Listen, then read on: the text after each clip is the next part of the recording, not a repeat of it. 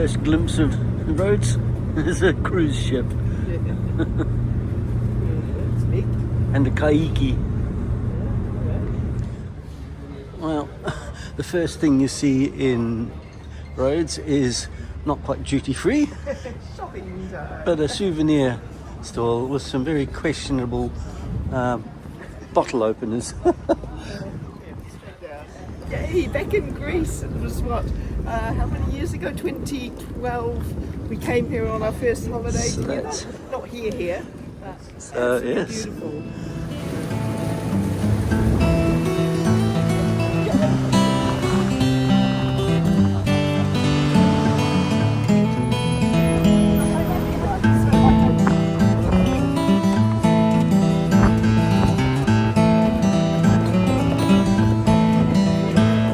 Welcome to the birthplace of modern civilization. This one on the right here. Let's go exploring. Streets. I know we're only an hour and a half from Fethiye, but the sky seems bluer here. The sky is bluer, the water's bluer, the old is older, but it's not. It just No. feels like it. Definitely more picturesque. Cheap beer and Wi-Fi. What more do you need? You know all the secrets already.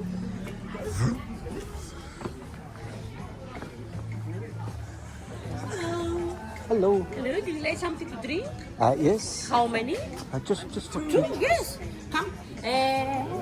Pasta juice, do you want that?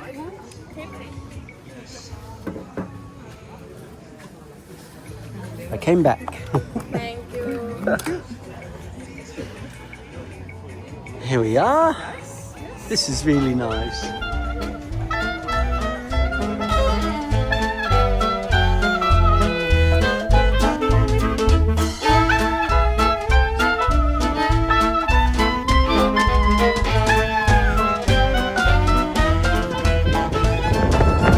Well, it's obviously pretty safe. Money will be pretty safe in there. Next try getting round the palace of the Grand Master to find the Piraeus Bank. Option number 2. Well, 3. Not a bad walk though.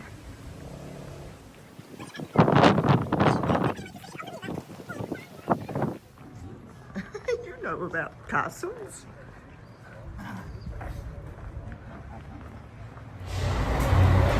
Quick piece of camera before my phone dies. The battery's getting low.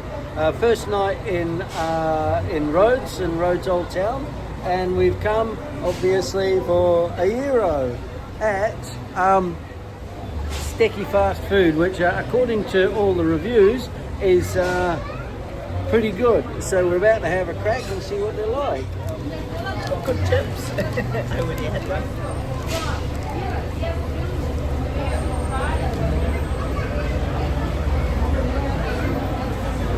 The pork is good. We haven't had any pork for the last 5 or 6 weeks while we've been in Turkey. So we decided to get pork gyros. Yummy. Very quick, tasty takeaway gyros, and yeah, couldn't ask for a better. Couldn't ask for a better dinner. Food, and get yourself a gyro. You will not regret it. I think we might be back at least once. Oh, I think so. Yeah.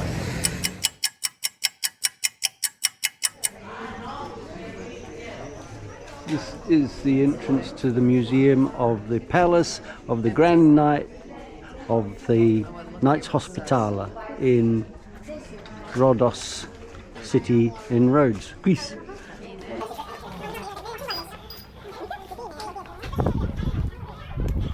I stand by what I said about the colour of the sky here. It's just a beautiful blue.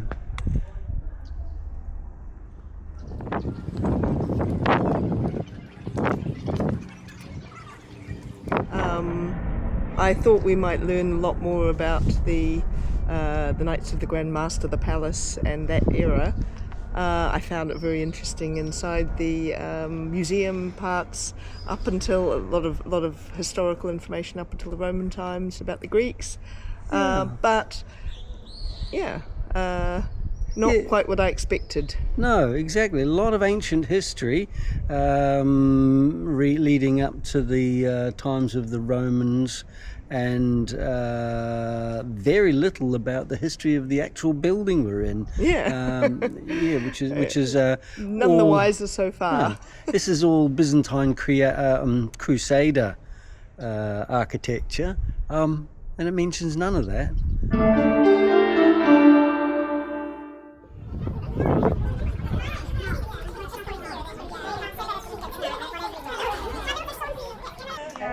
We nearly missed this bit. I think we only went to the exhibition. So I might have spoken too soon.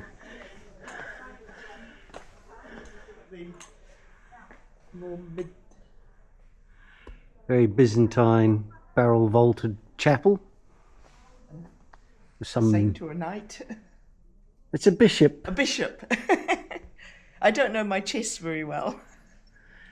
The crook and the mitre hat might have been a giveaway.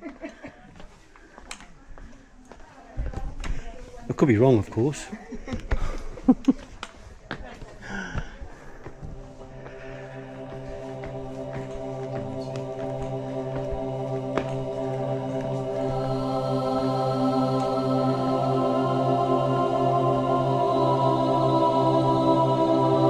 is more like it.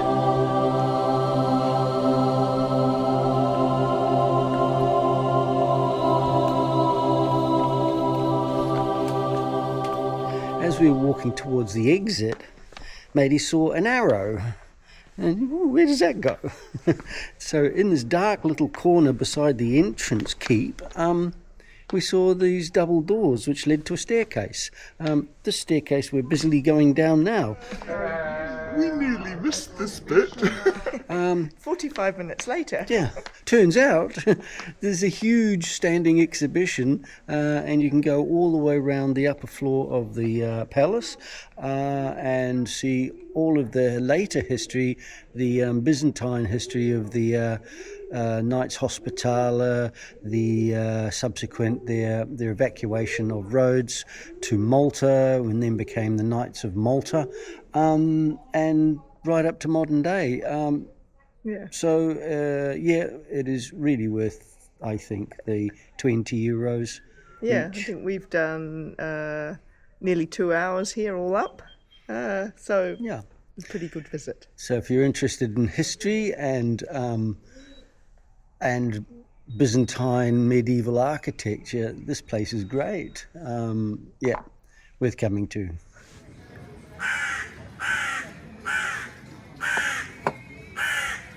We decided to get a Greek plate for two. Hang on. Ooh, hang on. Oh, there it is. There it is in English. Thank you. So now we're gonna have to work out what's what.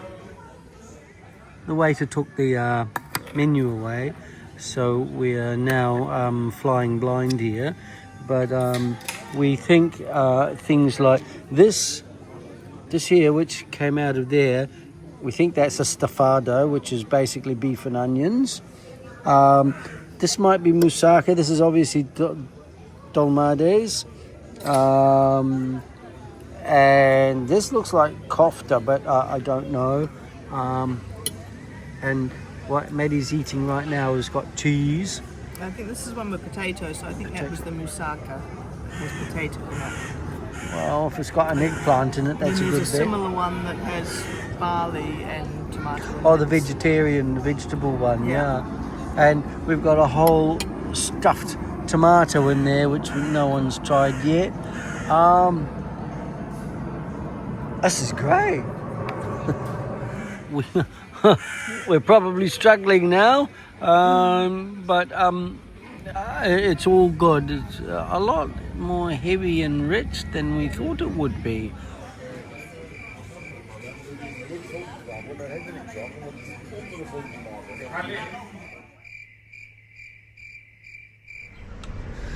Good afternoon. on a Sunday afternoon in Rhodes. We've taken a bit of a hike up the hill today. We're going to have a look at the Acropolis and see what that's like.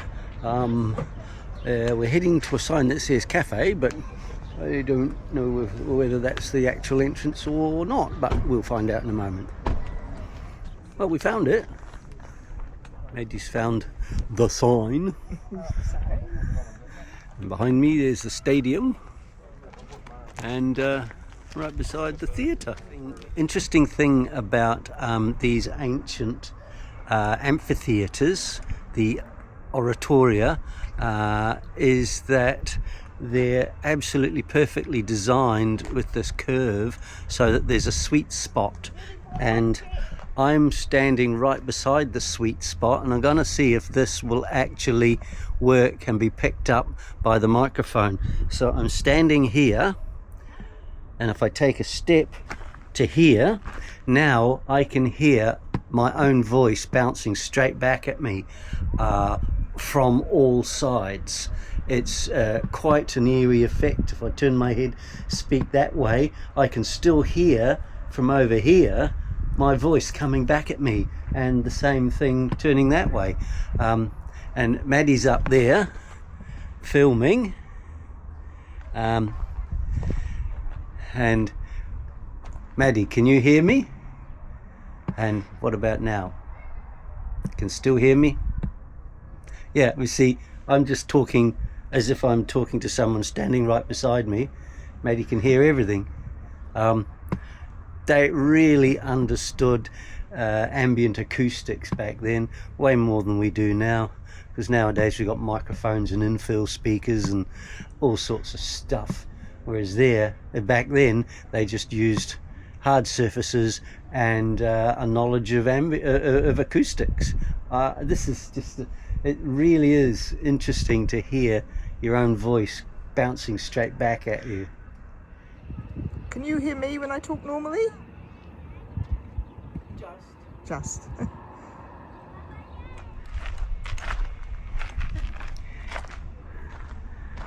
We can't figure out whether this is where the dignitaries sat or where the athletes would wait for their competition to start. So I very much like that this is a public space. It's not pay to enter, it's simply like a park, and lots of the locals are here, it being Sunday afternoon. And over amongst the ancient olive trees, you know, playing games, having picnics, out for a family walk, as well as of course the tourists come to check out the ancient ruins.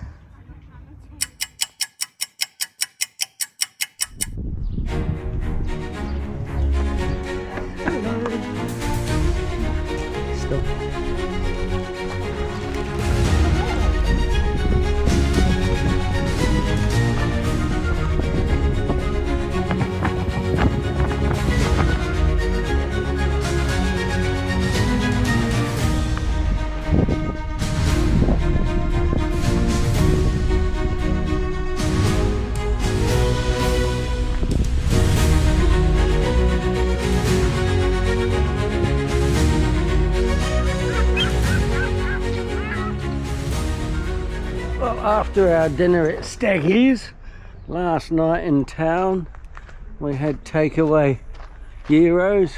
Maddie's decided we need to walk the moat. Last chance this evening. Hope they don't lock the gates at a certain time. Yeah, we'll find out. Doesn't say they do. Even some leftover cannonballs.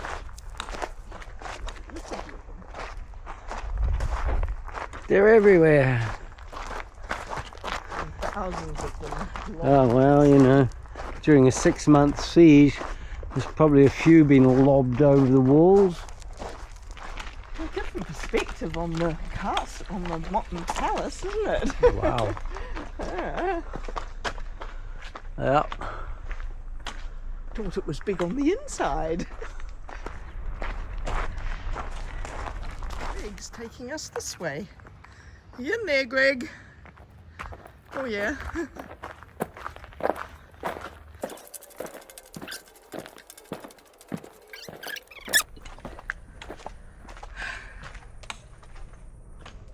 This is the inner moat.